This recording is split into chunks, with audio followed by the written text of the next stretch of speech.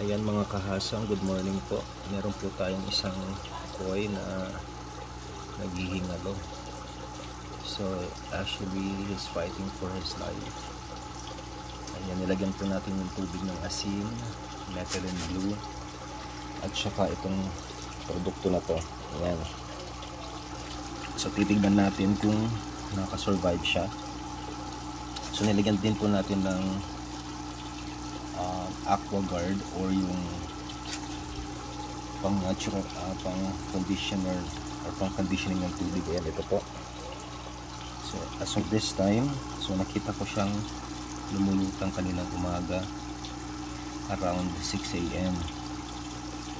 So ngayon is almost 3 PM na. So far buhay pa siya. And up to now, inoobserbahan ko pa din. Sana mga kahasang survive siya. So lagyan ko natin ulit ng panibagong water conditioner.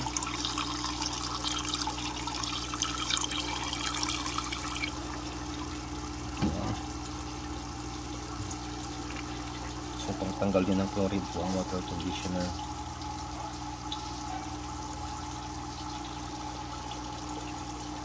So still hoping na makasurvive po siya.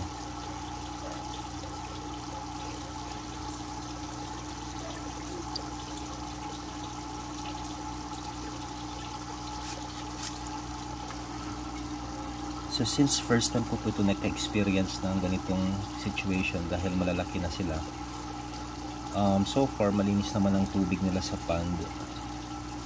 Baka siguro may parasite talaga. So yun, binigyan ko na rin ng gamot yung tubig sa pond para maiwasan po ito, para hindi na may maulit pa. Yan po, humihinga pa po siya. And in-isolate ko po siya kasi baka may sakit para hindi mahawang ibang kois.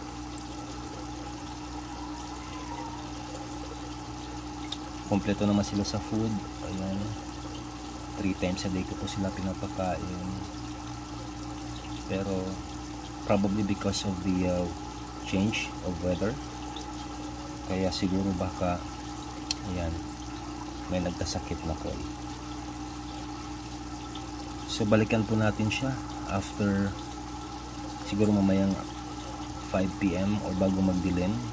Let's check and see if okay na po siya.